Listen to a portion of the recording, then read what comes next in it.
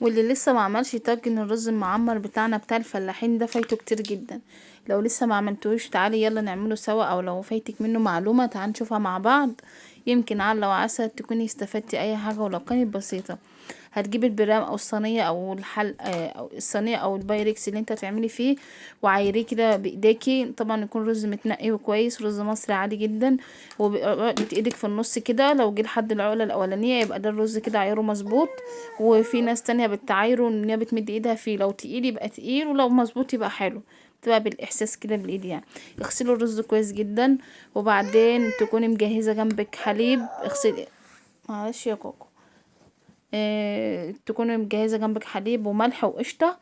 ممكن تحطي في الوقت ده علبة زبادي، وممكن تحطي قشطة، ممكن تحطي زبدة، ممكن تحطي المادة الدهنية بتاعتك مع اللبن. بس بصراحة انا بعمله كده، لو عندي قشطة بحط معلقتين القشطة دول، لو ما عنديش بستكفى باللبن بتاعي وبيطلع معايا زي الفل. اهم حاجة نفسك كده طبعا، هو اللي بيطلع الحاجة يعني.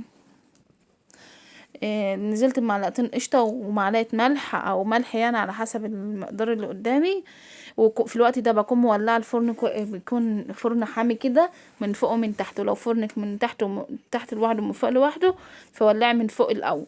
حطي بقى التلات ارباع لبن والربع ميه، او النص لبن والنص ميه على حسب مقدارك ايه، وعلى حسب يعني حالتك الماديه عامه، او على حسب اللي موجود عندك.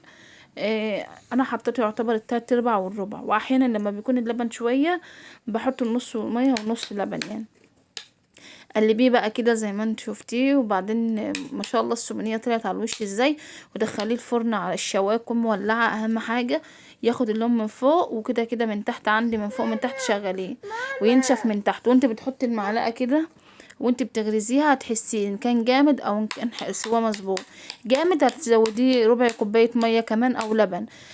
مظبوط بتحطي السمنه والزيت بتوعك وبتستكفي على كده، وبتدخليه الفرن تاني كمان ربع ساعه او 10 دقايق على حسب الارضيه عندك. وفي الوقت ده ممكن تحطي سمنه او زبده او زيت او من ده على ده على ده، او احيانا قشطه. المادة الدهنية اللي بتريحك حطي. وحطي بقى 3 4 معالق من الزيت كده، ده اهم حاجة، بتخليلك الرز بتاعك مفرفر وجميل. وكده كنت دخلته الفرن وطلعته بعدها ب10 دقايق تقريبا او ربع ساعة، لان البايركس عندي مش بيستحمل. وبعد كده بقى قدميه على سفرتك جنب اي حاجة، ولو طماطمايه او حتة مخللة او اي حاجة او حتى حاف كده بيتاكل. ولادي بياكلوه بسكر، بيحطوا عليه سكر وياكلوه. وكده كان طاجن البرام او طاجن الرز المعمر بتاعي خلص مفرفر وزي الفل.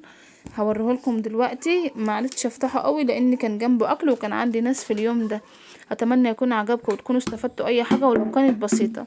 ما تنسونيش بقى في لايك وشير وسبسكرايب للقناه. كل سنه وانتم طيبين يا احلى اخوات في الدنيا. الرز بتاعي مفلفل ومفرفر وزي الفل. السلام عليكم.